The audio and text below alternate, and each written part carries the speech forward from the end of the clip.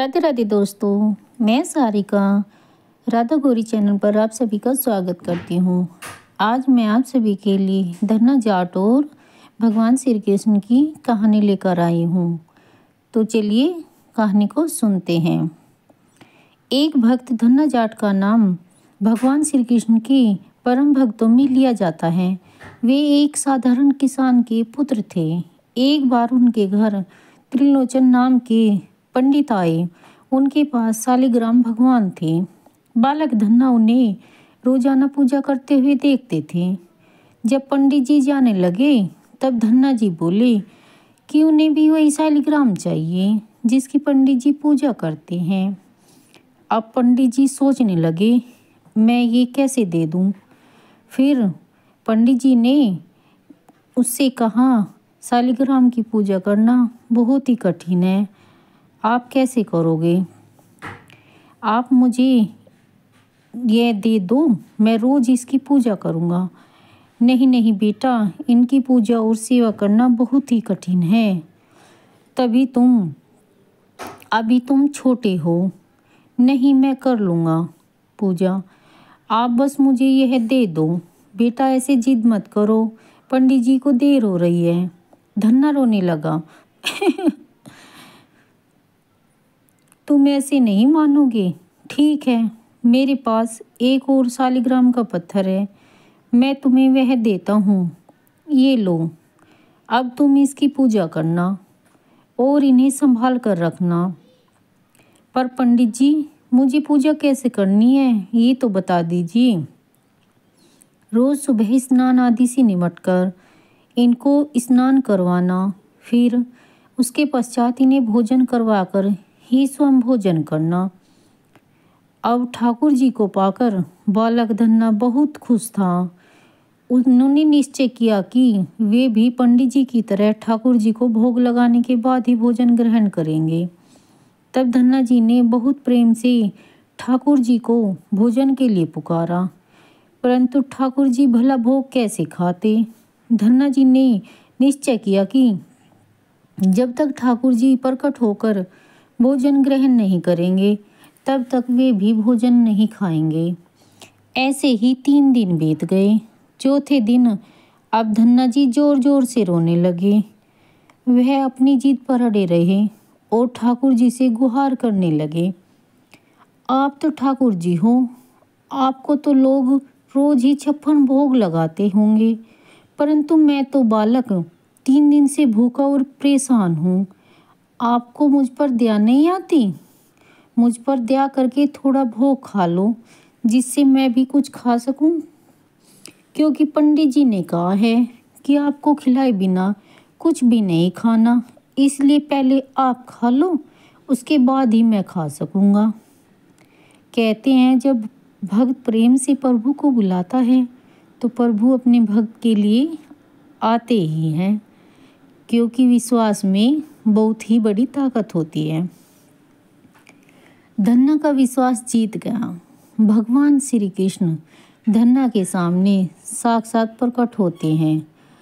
धन्ना, मुझे बहुत जोरों की भूख लगी है। भाई, हाँ हाँ, तो मैं भी तो तुम्हें कब से बोल रहा था कि आओ और अपनी रोटी खा लो।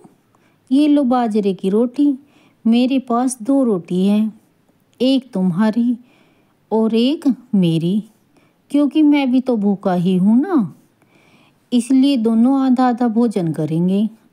अब रोज इतनी देर मत लगाना, मैं रोजाना तुम्हारे हिस्से का रख दिया करूँगा, फिर हम दोनों एक साथ खाएंगे।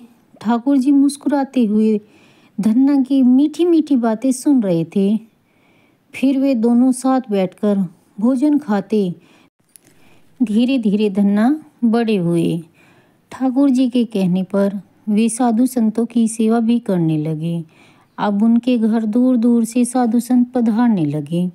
धन्ना जी उन सभी का बड़े प्रेम से सत्कार करते और उन सभी को भोजन खिलाते, परंतु धन्ना जी के पिताजी को उनका साधु संतों में ज़्यादा रहना पसंद नहीं था।